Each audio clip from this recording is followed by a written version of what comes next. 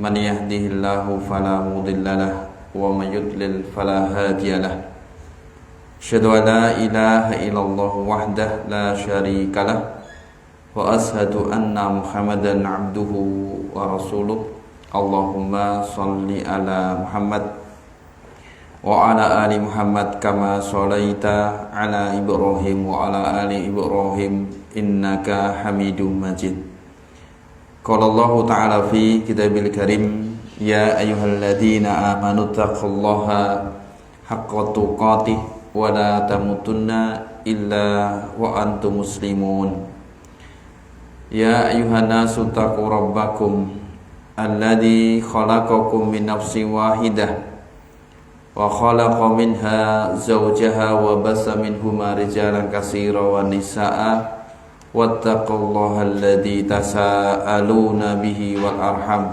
إن الله كان عليكم رقيبا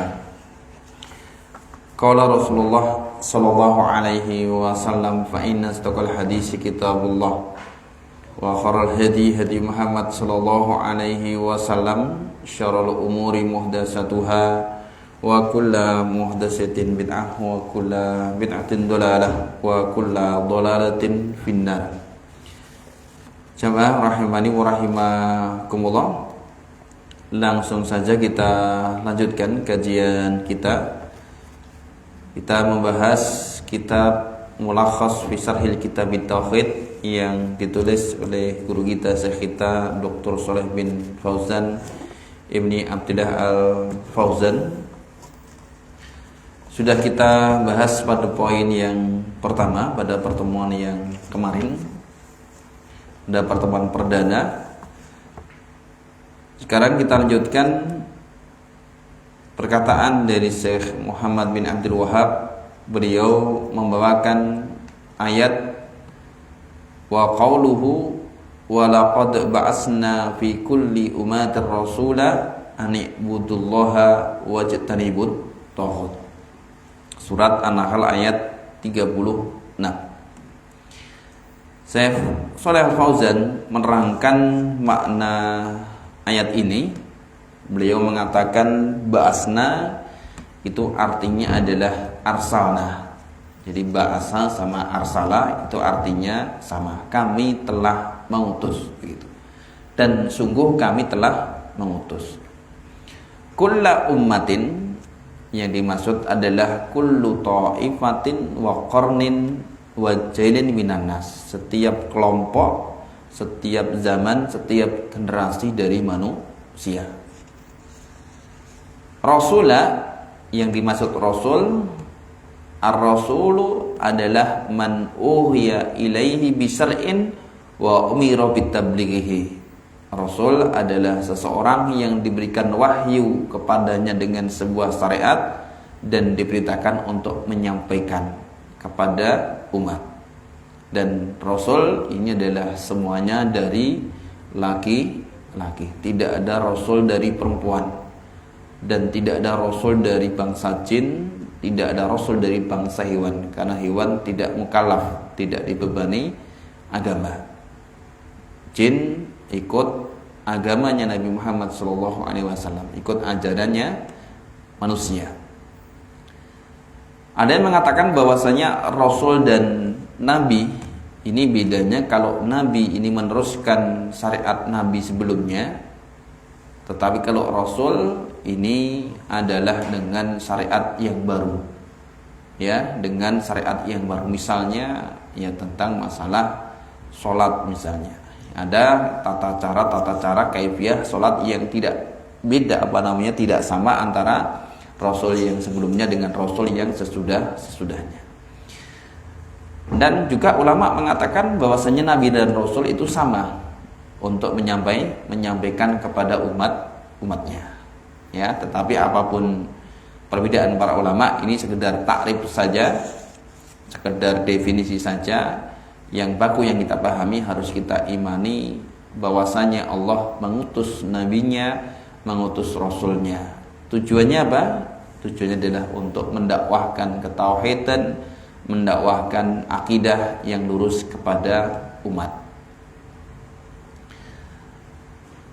U'budullaha, maksud dari u'budullaha yaitu afriduhu bil ibadah, sembahlah Allah, maksudnya adalah esakanlah, sendirikanlah di dalam beribadah, ya, bukan ibadah-ibadah yang istilahnya multi itu banyak sesembahan, sebagaimana ada sebagian agama yang objek ibadahnya itu banyak gitu, yang disembah ma'budnya itu banyak sekali, ya. Tetapi dalam agama Islam, dalam keyakinan Islam, yang harus kita sembah adalah Allah Subhanahu wa taala, satu-satunya zat yang menguasai alam ini. Alhamdulillah rabbil alamin. Qul huwallahu ahad. Allah adalah esa, Allah adalah satu, dan ini cocok dengan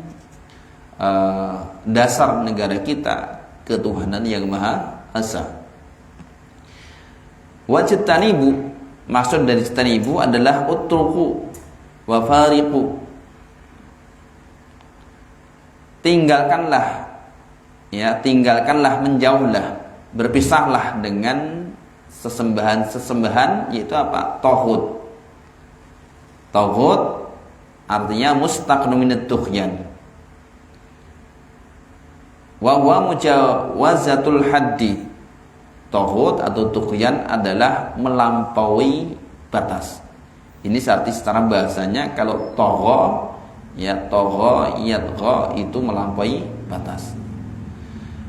Maka pada dalam masalah akidah, fa kullu ma ubida min dunillah fa waradin bil ibadah fa wa tauhid. Maka segala sesuatu yang disembah selain Allah dan dia ridha dengan peribadatan tersebut, maka itulah tauhid. Manusia bisa menjadi tauhid kalau dirinya disembah dan dia ridha. Ya, apakah ada orang yang manusia menyembah manusia? Ada. Ya, dengan dalih penghormatan, dengan dalih pengagungan, tetapi nyata-nyatanya mereka banyak yang menyembah manusia. Manusia menyembah manusia. Ya, ini tentunya kita harus berusaha untuk menjelaskan kepada umat. Al-makna al-ijmali lil ayah, makna global dari ayat ini yang disampaikan oleh Syekh Muhammad Ibn Al-Wahhab, yaitu anallaha subhanahu wa ta'ala yukhbiru, bahwasanya Allah subhanahu wa ta'ala mengkhabarkan annahu arsala fi kulli ta'ifatin wa qarnin minan nasi rasula, bahwasanya Allah telah mengutus di setiap ta'ifah, setiap kaum, setiap kelompok manusia dan setiap zaman itu rasul. Ya, setiap zaman ada rasul, mereka membawa ajaran, mereka membawa agama. Sehingga salah satu ciri, ya, atau tanda bahwasanya agama itu agama yang samawi, agama yang lurus, agama yang mustaqim, itu ada rasulnya. Ya, ada rasulnya, ada nabinya. Agama Zabur, ya, ada diturunkan kepada ini. Agama yang berpedoman pada Taurat Nabi Musa, agama berpedoman pada Injil Nabi Isa, itu. Sehingga kalau ada satu kelompok yang menamakan diri dia punya agama atau beragama, kok rasulnya nggak ada, ini perlu dipertanyakan apakah betul agama itu agama yang lurus. Ya, apakah ada yang mereka mengatakan saya beragama tetapi tidak bisa menyebutkan rasulnya? Ada. Ya, ada agama yang tentunya ini adalah bukan agama samawi, ya. Mereka sendiri tidak punya rasul. Ajaran siapa? Mereka juga nggak ngerti. Ya, tatkala kita tanya itu ajaran Nabi siapa, rasul siapa, rasulnya siapa, nggak bisa jawab. Ya, pokoknya ajarannya baik. Ya, ajarannya baiklah. Kalau masalah baik dan tidaknya itu kalau dikembalikan kepada manusia masing-masing, ya rusak. Karena apa? Karena daya pikir seseorang itu berbeda-beda. Baik dulu belum tentu baik sekarang. Tapi kalau kebaikan itu didasarkan dengan kitab suci dengan perkataan Allah Subhanahu wa taala, maka kebaikannya adalah kebaikan yang akan abadi. Gitu.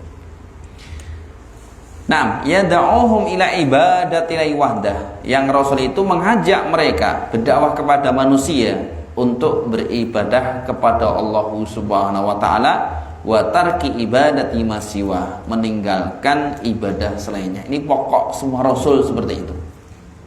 Jadi Nabi Nuh, Nabi Dawud, Nabi Musa, Nabi Isa dulu juga agamanya Islam. Ya, agamanya Islam, tidak ada Islam kecuali agama mereka pada zaman itu.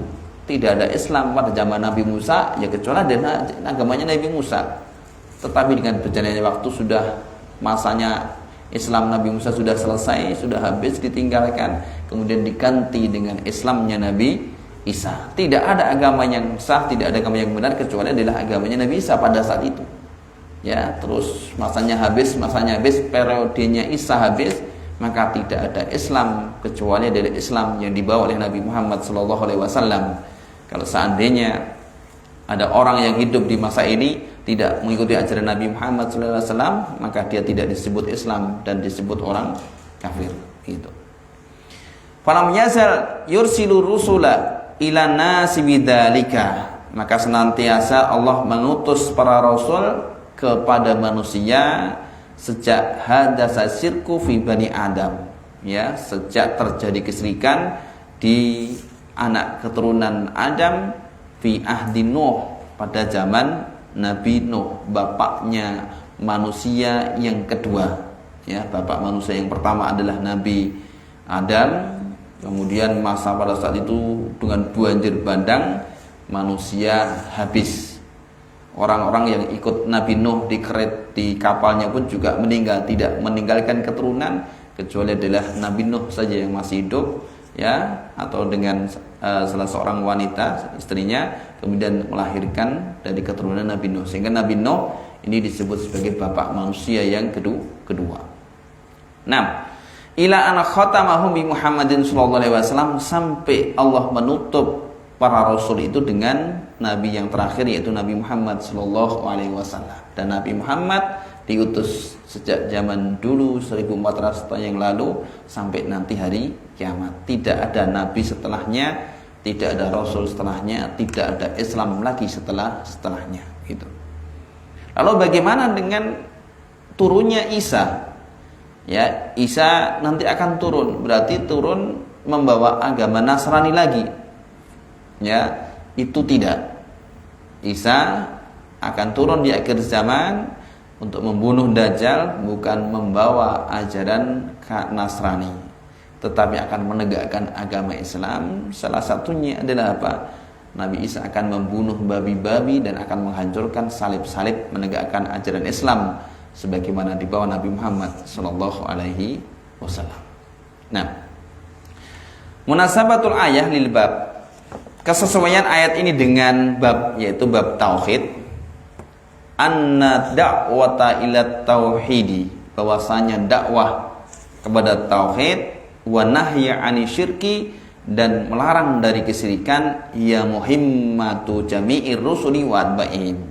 Ini adalah prioritas seluruh rasul dan pengikut-pengikutnya, harusnya, begitu maksudnya. Ya, macam bagaimana? Tatkala kita mengaku saya pengikut rasul, begitu, maka dakwah yang dia utamakan adalah dakwah tauhid. Tatkala saya mengikuti dakwah Nabi Muhammad, maka apa? Yang saya prioritaskan adalah dakwah tauhid. Ya. Qul hadis sabili ad'u ilallah ala basiratin ana wa manittaba'ani. Saya dan orang-orang yang mengikuti aku, gitu. Jadi kalau ada dai yang mengaku saya itu dakwah mengikuti dakwahnya Nabi Muhammad SAW, tapi kok dakwahnya tidak tauhid, ini perlu dipertanyakan. Yang didakwakan apa, gitu. Ya. Dan juga Allah, para nabi, para rasul ini dakwahnya adalah tauhid dan melarang dari kesyirikan.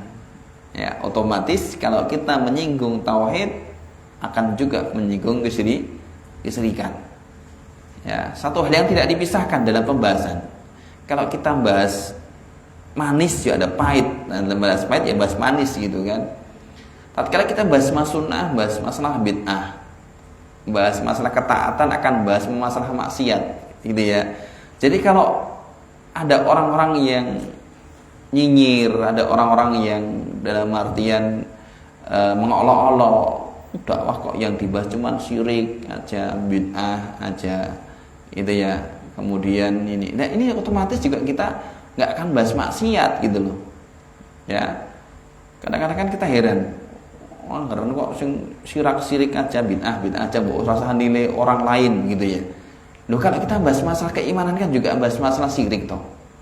Ya, kita bahas masalah sunnah Nabi otomatis juga bahas bid'ah kan itu.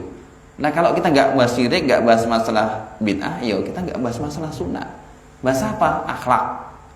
Ya kan?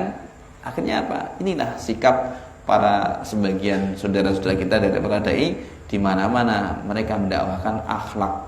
Ya, kalau bahas masalah akhlak saja, agama di luar sana juga komoditi, ya, dalam arti komoditi dakwahnya itu juga akhlak, walaupun kita tidak mengatakan komoditi, ya. Dalam artian apa? Yang mereka gemburkan adalah akhlak kan itu kan, tidak jarang membahas masalah keimanan.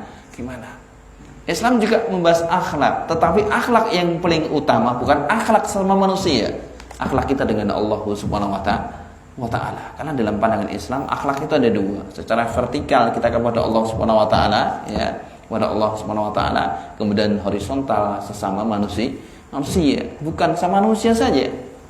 Ya, mereka berbuat baik sebaik apapun dengan sesama manusia, tetapi kalau tidak berbuat baik kepada Allah, nggak ada guna akhlak sesama manusia. Nah, jadi kita tidak usah ambil pusing, tidak usah ambil istilahnya perasaan bagi orang-orang yang selalu mengatakan, nek ngaji sono paling ku diajari syirik, diajari bid'ah, diajari ini, gitu ya. Dan malah itu malah penting, ya. Ma'istafadu minal ayah, yang bisa diambil faidah dari ayat ini, yang pertama al-awwal annal hikmah min isari rusul, bahwasanya hikmah dari diutusnya rasul-rasul ya dakwah ila tauhidi wa nahyu anisyirki, mengajak kepada tauhid dan melarang dari kesyirikan. Gunanya utamanya ini, ya. Ditugaskan rasul itu adalah tugas utamanya adalah ini, bukan untuk ngajak dagang, bukan untuk ngajak olahraga, bukan ngajak untuk masalah politik. Itu itu perlu, penting, ya. Kita perlu dagang, perlu olahraga, perlu politik, perlu ini penting, tetapi utamanya adalah masalah akidah. Karena akidah sebagai dasar dari sikap manusia. Kalau sikap yang tidak didasari dengan akidah yang benar akan melahirkan sikap yang salah, ya. Tatkala sikap kita didasari dengan akidah yang benar, maka sikap di atasnya juga akan muncul sikap yang benar. Pondasi rumah itu kalau pondasinya salah, nggak kuat, roboh nanti bangunannya, ya kan? Ada bangunan yang kemarin heboh roboh kan begitu, pondasinya tidak kuat, ya. Maka sama, tatkala pondasi keimanannya nggak kuat, sikapnya juga akan buruk. Ya, maka sungguh benar kalau ada orang yang mengatakan, ulama yang mengatakan at-tauhidu miftahu kulli khair. Ya, tauhid itu adalah merupakan kunci dari semua kebaikan. Kebaikan dari seseorang akan muncul dari keimanan, dari tauhid yang benar. Nah, dan realitanya memang seperti itu. Ya, realitanya memang seperti itu. Orang yang imannya baik itu cenderung perbuatannya, sikapnya, amalannya itu baik, ya. Nah, kemudian yang kedua, anna dinal anbiya wahidun, bahwasanya agama para nabi itu satu, agama Islam.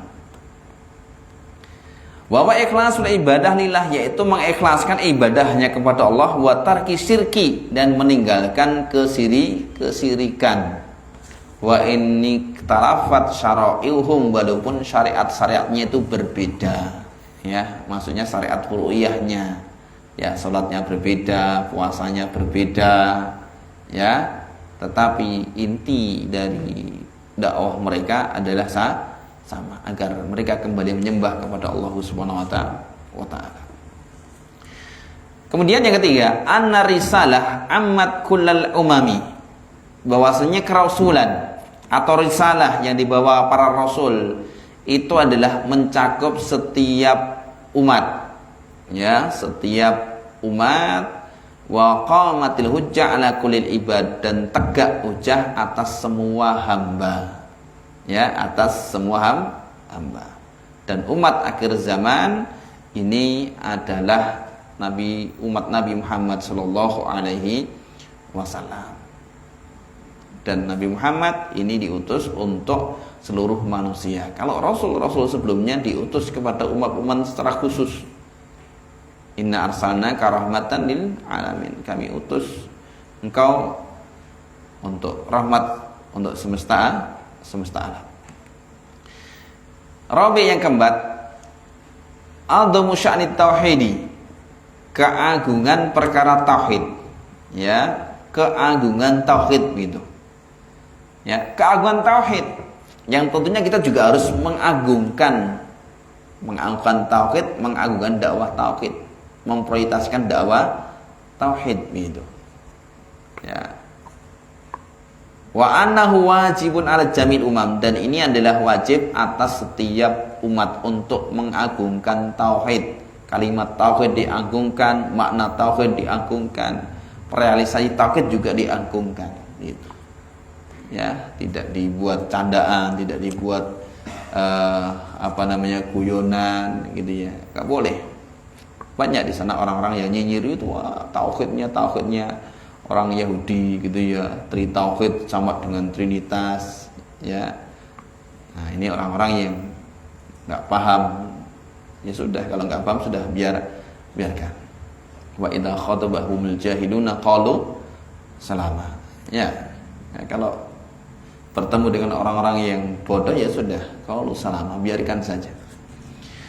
Nah, yang kelima, fil ayah ma fi la ilallah minan nafyi wal isbat. Di dalam ayat ini ada la ilaha illallah, yaitu berupa apa? Berupa ada penafian dan penetapan. Penafian dan penetapan, karena memang ini adalah rukun dari la ilaha illallah.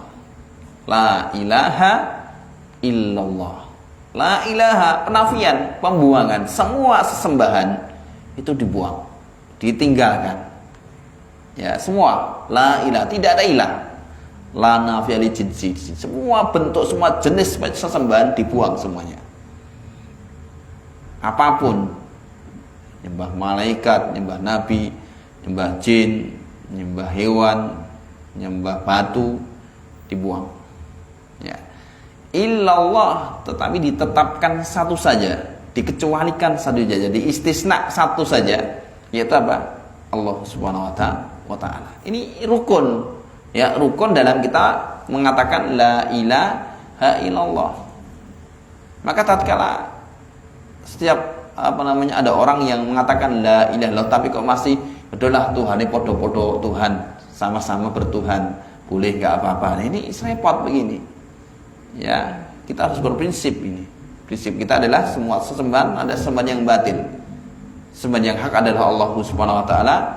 Sebagaimana Allah mengatakan dzalika bi annallaha wal haq wa anna ma yad'una min dunihi wal batil. Yang demikian itu adalah Allah lah yang hak, dan sesembahan yang lainnya selain Allah adalah sesembahan yang batil. Allah bukan mereka, mereka bukan Allah Subhanahu wa taala. Ya. Nah, fadalat ala annahu la yastaqimu tauhid illa bihima jami'an. Maka menunjukkan bahwasanya tidaklah lurus tauhid itu kecuali dengan keduanya secara bersama-sama. Harus menafikan dan menetapkan. Ya, harus menafikan sesembahan selain Allah, dibuang semuanya, dan menetapkan satu sesembahan yang hak, yaitu adalah Allah. Wa anna nafyal mahdha laisa bitauhidin. Dan kalau menafikan secara murni, pokoknya dibuang semuanya, itu juga bukan tauhid. Pokoknya enggak ada sesembahan lah gitu. Itu juga bukan tauhid. Kemudian wal isbat mahdhu laisa bitauhid, dan menetapkan murni tok itu juga bukan tauhid. Pokoknya semuanya Tuhan begitu. Ini juga bukan tauhid. Ya enggak? Kalau kita mengatakan pokoknya enggak ada Tuhan, itu berarti kita terjatuh dalam pemahaman ateis. Ya, tapi kalau kita mengatakan pokoknya semuanya Tuhan, boleh gitu. Berarti kita apa? Itu dalam pluralisme gitu tadi ya. Semua agama sama, semua agama benar gitu. Maka kalau kita katakan seperti itu, lalu bagaimana dengan firman Allah, inna dina indallah Islam? Kalau semuanya adalah dianggap sebagai Tuhan yang hak gitu. Nah, ini penjelasan dari ayat yang disampaikan oleh Shalih Fauzan. Kemudian ayat yang disampaikan oleh beliau Syekh Muhammad bin Abdul Wahab yang berikutnya adalah dalam surat Al-Isra ayat 23. Masih berbicara tentang tauhid. Qauluhu wa qadha rabbuka alla ta'budu illa iyyahu wa bil walidaini ihsana. Dan Allah memutuskan, ya, dan Rabbmu memutuskan, mewajibkan alla ta'budu illa iyyah, agar kalian tidak menyembah kecuali hanya kepadanya, wabil walidaini ihsana, dan dengan kedua orang tua kalian berbuat baik. Syekh Fauzan menerangkan makna ayat ini. Qadha artinya adalah amara wa wassa, memerintahkan dan mewasiatkan. Ikhwan, ada beberapa lafadz, ya, lafadz dalam bahasa Arab itu yang artinya sama, wajib, ya, atau memerintahkan. Yang artinya adalah wajib, ya, mewajibkan. Ada kata qadha, ada kata amara, ada kata ausa, ada kata kataba, ya enggak? Ya, ada kata wajaba, aujaba. Itu semuanya adalah untuk menunjukkan kewajiban, mewajibkan gitu. Ya, mewajibkan. Sehingga kalau kita pernah dengar ayat kutiba alaikumusiyam, ya, dituliskan atas kalian berpuasa. Loh, kok dituliskan tuh Ustaz? Mana yang menunjukkan arti wajib itu mana? Ya gitu ya. Maka kata pada sini artinya adalah mewajibkan. Sama dengan qadha, amara, ausa, haqqa gitu. Nah, wal muradu bil qada'una, dan maksud dengan qada' di sini, kalau ini dipahami sebagai qada', yaitu memutuskan, dan Allah memutuskan, artinya mewajibkan, adalah qada'u syar'i dini. Qada' secara syar'i, secara dini, bukan lal qada'ul qadari kauni, bukan qada' secara kauni. Ya, maksudnya bagaimana? Kalau qada' secara kauni, penciptaan secara kauni, Allah menciptakan kun fayakun, jadi. Kun, jadilah gunung, maka jadi gunung. Enggak ada produk gagal, itu enggak ada. Ya. Kun fayakun, gunung, kok enggak jadi gunung gitu, itu enggak ada. Pasti akan jadi kalau Allah menginginkan suatu takdir yang sifatnya adalah kauni. Tetapi tatkala qada syar'i, ya, keinginan yang secara syar'i, Allah menginginkan manusia itu menyembah Allah. Tetapi di sana ada manusia-manusia yang tidak menyembah kepada Allah SWT. Bukan berarti Allah tidak mampu untuk menjadikan manusia taat, tidak. Tetapi kan hikmahnya, ya kan, Allah akan memberikan hidayah pada orang yang Dia kehendaki, Allah akan menyesatkan pada orang yang Dia kehendaki. Allah akan memberikan hidayah pada orang yang kehendaki, akan mencabut hidayah dari orang yang Dia kehendaki itu. Ya. Nah, kalau manusia dijadikan semuanya taat-taatnya, ya, kehidupan tidak akan berjalan dengan baik, ya, terutama dalam kehidupan agama. Enggak ada rasul, gunanya apa? Ngutus rasul, manusia sudah taat semuanya. Kitab suci digunakan untuk apa? Ya enggak? Nanti dakwah gopo, pengajian gopo, amar ma'ruf nahi munkar gopo, manusia sudah taat semuanya. Ya enggak? Tapi apa? Tapi dengan adanya kemaksiatan, ada orang yang bertobat, ya, ada orang yang istighfar, ada orang yang berdakwah mengajak kepada kebaikan, ada orang yang berusaha untuk istiqomah supaya tidak terjatuh dalam kemaksiatan, ada orang yang supaya tidak sombong dengan hidayah, kan gitu kan? Nah, supaya kehidupan berjalan. Sehingga kalau ada yang bertanya, kenapa Allah itu menciptakan iblis? Ya nggak usah diciptakan aja kan. Kalau iblis diciptakan kan bubar, nggak usah pengajian. Nah, kalau nggak ada iblis, bagaimana kita bisa istighfar? Ya enggak? Nah, dulu waktu Adam itu ditaruh ya, dilemparkan ke bumi, dipindah ke bumi oleh Allah Subhanahu wa taala. Kemudian bertobat dengan tobatan yang nasuha. Kemudian setelah tobat itu lebih dicintai oleh Allah Subhanahu wa taala daripada sebelumnya. Apa yang dikatakan iblis ya, kawan? Ya laitani law taraktuhuma. Ini ya. Iblis menyesal, seandainya saya biarkan saja begitu. Saya dulu biarkan saja, nggak usah diganggu dulu di surga, mungkin ya nggak seperti sekarang ini gitu maksudnya. Ya enggak? Jadi kadang-kadang ada kesalahan itu ada manfaatnya. Dengan kemaksiatan yang dilakukan oleh Adam, ya ada istighfar, ada taubat, syarat istighfar dan syarat taubat ada sampai sekarang. Gitu. Nah, Rabbu wal malikul mutasarrif, yang menguasai, yang mengatur. Alladzi rabba jamil alamina bi ni'matihi, yang mengatur seluruh alam dengan kenikmatannya. Ya, maka dengan kata Rabb ya kawan, kata Rabbun itu mencakup segala perbuatan Allah Subhanahu wa taala. Misalnya atau semisalnya begini, kalau antum pernah belajar tasrif ya, kan wazan itu kan menggunakan kata fa'ala. Ya kan? Apa artinya fa'ala? Berbuat. Kok nggak pakai yang lain Ustaz? Gitu ya. Kok nggak pakai akala gitu atau kotala? Ya, kenapa? Akala juga berbuat, kotala juga berbuat. Ya enggak?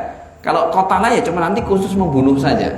Khalaqa nanti khusus menciptakan saja. Tetapi kalau kita ambil dengan fa'ala, mencakup semua perbuatan itu adalah fa'ala. Paham enggak? Paham ya? Kan makan berbuat, tidur berbuat, jalan berbuat, menulis berbuat, fa'ala berbuat. Sehingga kata fa'ala digunakan rumus dalam tasrif fa'ala gitu ya. Fa'ul fi'li, ainul fi'li, lamul fi'li gitu. Nah, Rabbun, kata Rabb itu juga sama. Ya, kenapa kok tidak disebut dengan tauhid khalqiyah gitu kan? Tauhid rizkiyah gitu ya. Kok tidak dengan tauhid khalqiyah atau rizkiyah Ustaz? Ya, kok tauhidnya rububiyah? Kenapa tatkala disebut kata Rabb itu mencakup semua perbuatan Allah Subhanahu wa taala, sehingga disebut tauhid rububiyah, bukan tauhid khalqiyah, bukan tauhid hakimiyah, bukan tauhid rizkiyah, ya, bukan tauhid yang lain, ya, bukan tauhid sifaiyah, tidak, karena semuanya itu masuk dalam kata Rabb begitu. Ala ta'budu illa iya, ai an ta'buduhu wa la ta'budu ghairah, agar kalian menyembahnya dan tidak menyembah selainnya. Wa bil walidaini ihsana, ai wa qada, dan Allah memutuskan antuhsinu bil walidaini ihsana, engkau berbuat baik kepada kedua orang tua sebaik-baiknya. Ya, berbuat baik kepada orang tua dengan sebaik-baiknya. Ihsana. Kama qada an ta'buduhu wa la ta'budu ghairahu, sebagaimana memutuskan, mewajibkan agar kalian menyembahnya dan tidak menyembah selainnya. Kenapa di sini kok birrul walidain dulu ya, kawan? Ya, kok enggak berbuat baik pada istri atau tidak berbuat baik pada teman, kok tidak berbuat baik kepada tetangga gitu. Kenapa kok langsung kedua orang tua? Karena orang yang paling dekat dengan kita adalah orang tua kita itu. Maka orang dari kalangan manusia yang berhak untuk kita berbuat baik kepadanya ya orang tua. Ya, bukan istri, bukan yang lainnya begitu. Kenapa? Orang tua itu kita belum lahir saja sudah berbuat pada diri kita ya. Kita belum lahir saja, kita masih umur 1 bulan saja sudah dilus-lus, sudah didoakan.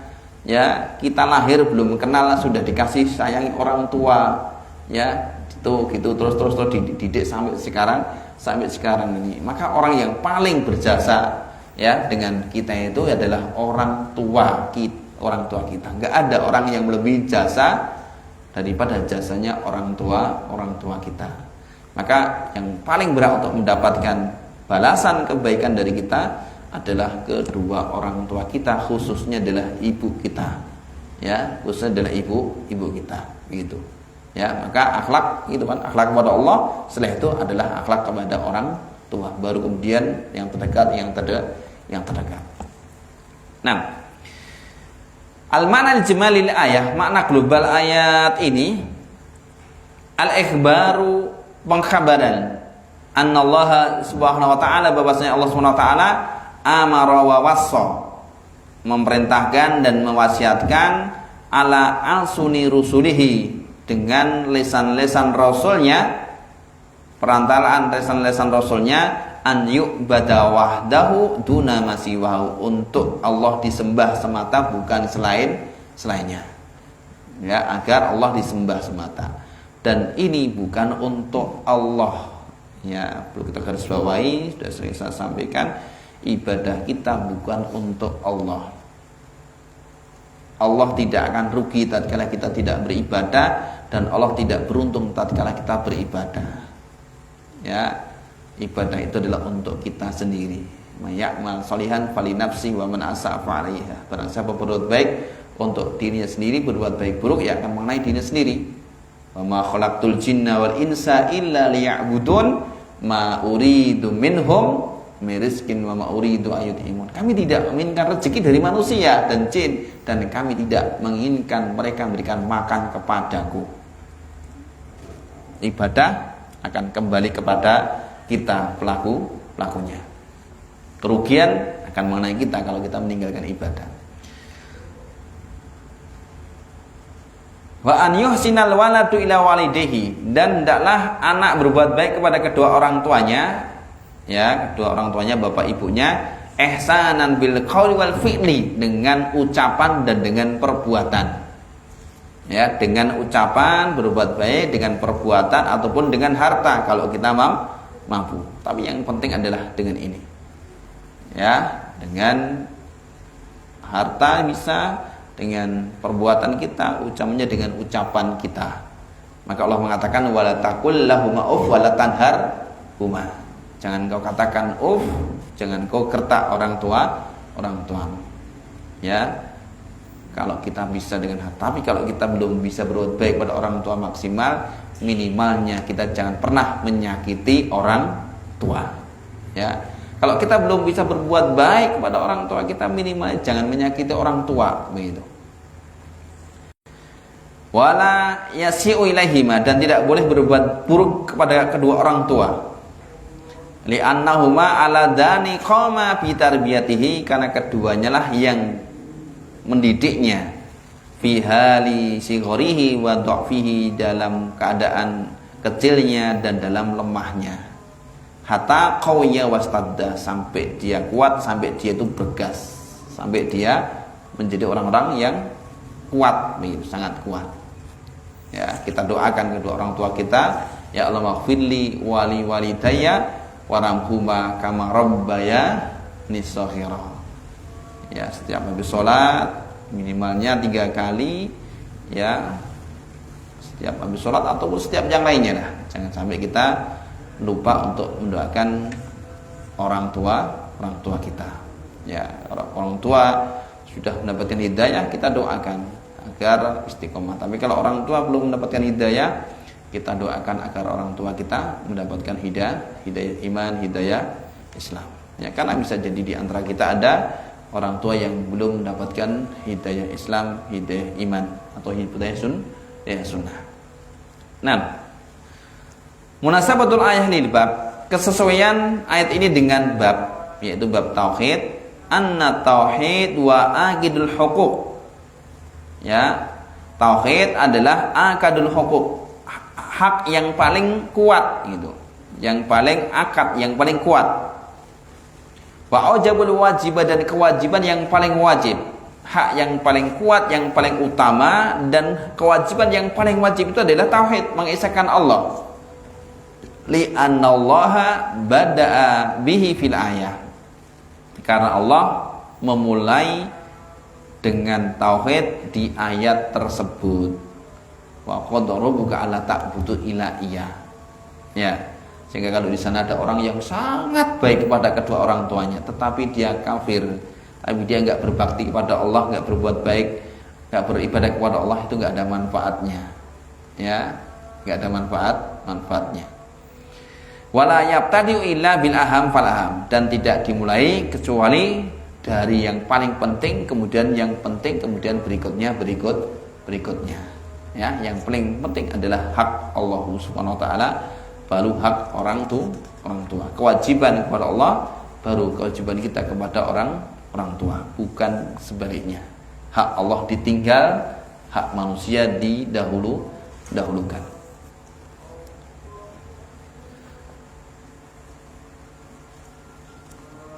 Ma yustafadu minal ayah, kita lanjutkan 5 menit lagi ya.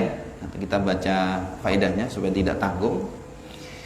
Yang bisa diambil dari ayat ini, dari faedah anna tauhida wa awalu ma amarallahu bihi minal wajibat, bahwasanya tauhid adalah yang pertama kali Allah perintahkan dari kewajiban-kewajiban yang ada. Wa awal huquq al wajibati 'alal abdi, dan inilah hak yang paling utama yang wajib atas seorang hamba. Sudah saya singgung dan terangkan. Yang kedua, ma fi kalimati la ilaha illallah minan nafi wal isbat. Yang di dalam kalimat la ilaha illallah itu ada penafian dan ada penetapan.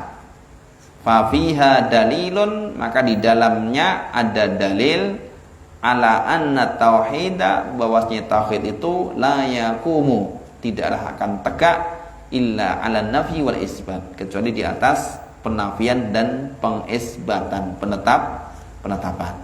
Ya, sudah kita terangkan. Yang ketiga, aldamu hakil walidaini, keagungan hak kedua orang tua. Agungnya hak kedua orang tua, haitsu atafa qauma ala haqi, di mana Allah mengatofkan, menyambungkan hak kedua orang tua dengan hak Allah Subhanahu wa taala. Ya, hak Allah baru kedua orang tua. Ya, ini agung, berarti hak Allah agung, yang paling agung adalah hak Allah, kemudian hak yang agung yang berikutnya adalah hak kedua orang tua. Wa jaa fil martabati saniyah, dan ini datang pada tingkatan yang kedua. Tingkatan pertama hak kepada Allah, tingkatan kedua hak kepada orang tua kita. Ya. Kemudian yang terakhir adalah, yang keempat adalah wujubul ihsan ilal walidaini, wajibnya berbuat baik kepada kedua orang tua, bi jami'an wal ihsan, dengan seluruh bentuk perbuatan baik. Apapun yang bisa kita lakukan berupa kebaikan pada orang tua, kita lakukan sesuai dengan kemampuan kita itu. Ya, tidak harus dengan harta, tidak harus memewahkan orang tua, tidak harus mengumrohkan orang tua, tidak. Kalau kita mampu silahkan. Tapi kalau kita tidak mampu, bagaimana kita usah orang tua? Ya, kita berbuat baik pada orang tua dengan lisan-lisan kita. Jangan pernah membuat nangis orang tua, jangan pernah membuat orang tua itu meneteskan air mata karena perbuatan kita atau karena ucapan kita. Karena banyak sekarang ini orang yang durhaka sama anak, sama orang tuanya. Rasulullah mengatakan, la yadkhul jannah aqun, tidak akan masuk surga orang yang durhaka kepada kedua orang tuanya. Li'anahu lam yakhussu naw'an duna naw'in, ya, karena Allah tidak mengkhususkan sesuatu secara khusus. Ya, berbuat baik kepada orang tua itu khusus demikian tidak ada. Semua, ya, semuanya bisa dilakukan untuk berbuat baik pada orang tua, tentunya pada perkara-perkara yang halal. Ya. Nah, yang baik. Yang kelima, tahrimu uqul walidain, haramnya durhaka kepada kedua orang tua. Ya, ini mafhum mukhalafah. Kalau kita disuruh diperintahkan berbuat baik pada orang tua, otomatis kita diharamkan untuk durhaka kepada orang tua. Ya, kalau kita diperintahkan untuk bertauhid, otomatis kita dilarang dari kesyirikan. Kalau kita diperintahkan untuk berbuat taat, otomatis kita dilarang untuk berbuat maksiat. Ini mafhum mukhalafah, mafhum kebalikan. Dengan kebalikannya akan jelas kebalikan yang lain. Nah, demikian yang bisa kita sampaikan jemaah Allah, 2 ayat dalam kitab tauhid semua semoga memberikan istilahnya tambahan keimanan kita agar semakin kita beribadah mendekatkan diri kepada Allah Subhanahu wa taala, belajar tentang tauhid, merasakan tauhid, cinta kepada tauhid, dan juga bagaimana kita menambahkan kebaikan kita kepada kedua orang tua kita. Nah, semoga kita diberikan kemudahan oleh Allah Subhanahu wa taala dan keistiqomahan. Naktafi bi doa ikhwatul majlis. Alhamdulillah la ilaha anta astaghfiruka wa atubu ilaik. Assalamualaikum warahmatullahi wabarakatuh.